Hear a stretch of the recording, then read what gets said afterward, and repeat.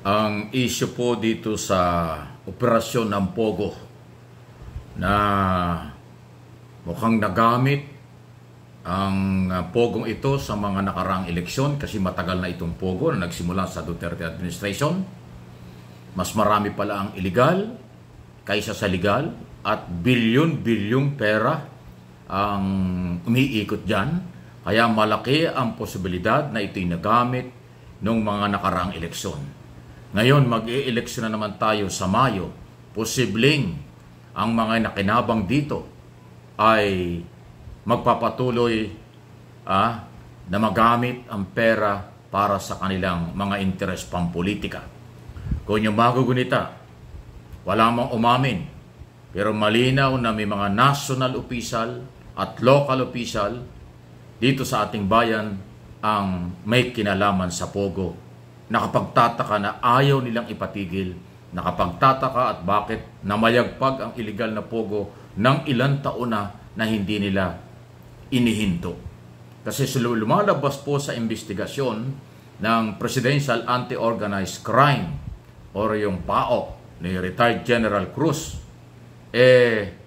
halos 300 company ang nag-ooperate dito sa Central Luzon, dito sa Metro Manila at kung saan-saan lugar ang illegal. 48 lang o 49 lang ang legal. Okay? So ang tanong, bakit nagtagumpay at dumami ang illegal? Ibig sabihin, may kasapakat dyan ng mga taga-gobyerno noong nakaraan. Kasi yan ay nagsimula noon pa. At posibleng ngayon sa local, may kasapakat pa rin. Yan ang nakakabahala. Pag illegal gambling, illegal na business, at gagamitin sa ang pera sa politika, hindi malinis na eleksyon yan. Okay? Yan po yun. Sa akin pong opinion at analysis ay nakakabahala ito.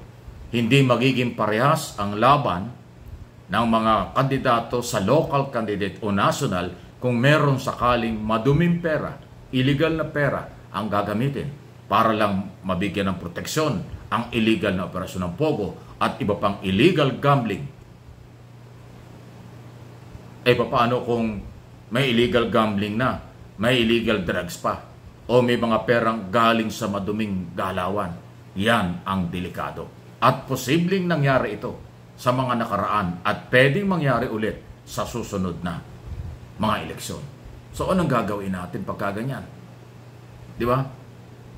Mananalo ang may pera at protektor na kinabang sa illegal na drugs at illegal na gambling. Paano yung matinong kandidato na gusto ng taong bayan ng tamang pagbabago kung ang mananaig naman ay ang mga illegal? Yan ang nakakabahala.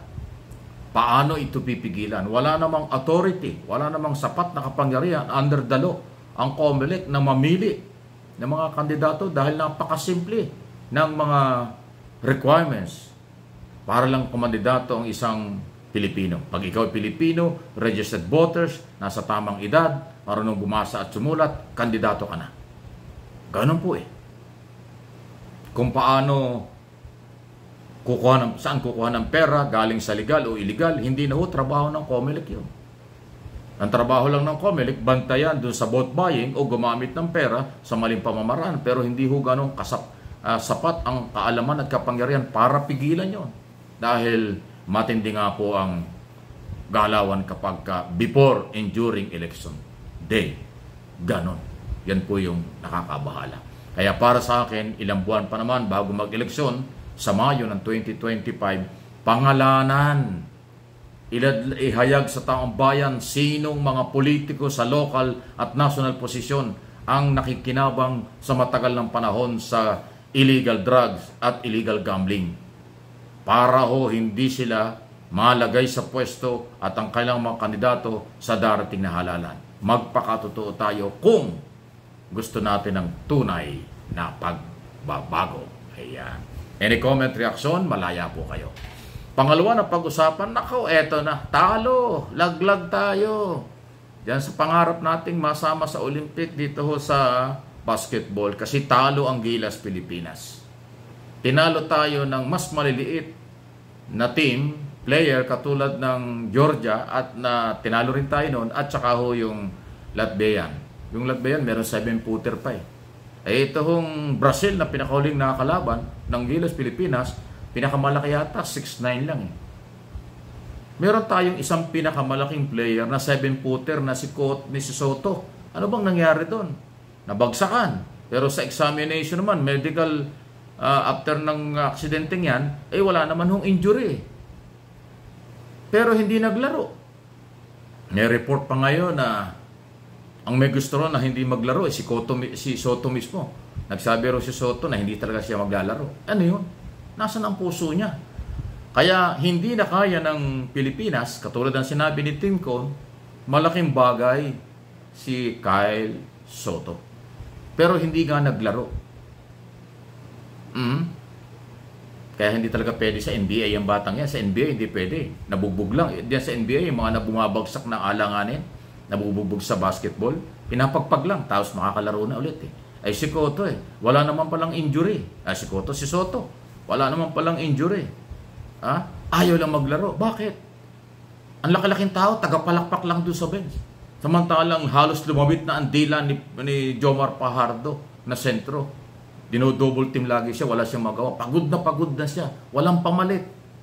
Yung Soto ayaw maglaro. Parang kung mapapansin mo, gustong-gustong ni Tim Cone palitan si Fajardo dahil pagod na, wala naman siyang pwedeng ipalit. At yun namang pinakamalaki sa atin na dapat ay maglaro, hindi naman naglaro. Ano yun? So sa tingin ko, personal kong analysis, walang personalan, kung ganyan ang style ng batang si Soto, wala siyang karapatang magpunta sa NBA. Dahil sa NBA, hindi pwede yung ganon. Walang injury, nabugbog lang, hindi na maglalaro. Di ba? Sa NBA, patay kung patay ang laro, hindi pwede ang artihan doon. Di ba? Ngayon, kung merong medical certificate na talagang merong injury, hindi talaga kayang maglaro ni Soto, papaniwalaan natin yan. Kaso wala namang ganun eh. Ayaw lang niya maglaro. Sinabi na nga ni Tim Cone, gusto ko siyang maglaro eh. Pero dahil ayaw maglaro, hindi na pinilit. Paano yun? Kaya tayo natalo. Kasi kulang na kulang tayo sa pandepensa dun sa Gilas Pilipinas. Hindi kaya ni Fajardo mag-isa at ng iba pa mga katim natin. Si Brownlee, dino-double team din kaya hindi makagawa.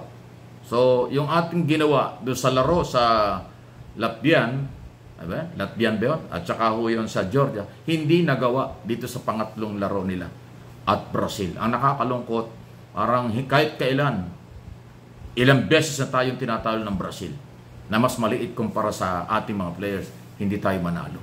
Yun ang problema. So, walang nangyari, sayang.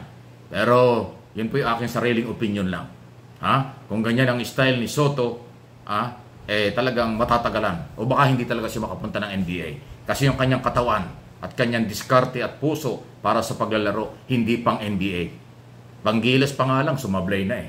Alam mo, pag puso ang nakataya, buhay ang nakataya, at Pilipinas ang nakataya, kahit na minaramdaman ka kung meron ano man yan, at kaya mo, laro ka. Huli na ito eh. Dapat ginawa niya yun. Ay wala eh. 7-footer, tagapalakpak lang doon sa likod. Ano yun? Hindi man lang pinilit ang sarili kahit na 5 minutes. Dahil huling laban na nga yun eh.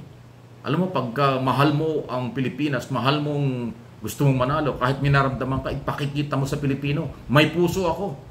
Para tayo manalo. Kahit minaramdaman ako, gagawin ko. Ay wala eh. Hindi man lang nag-try kahit na 1 minute eh. Hindi talaga pwedeng pang NBA. Pang-Pilipinas lang talaga si Soto. Pasintabi na po, opinion lang yan. Pero mukhang ganon ang dating.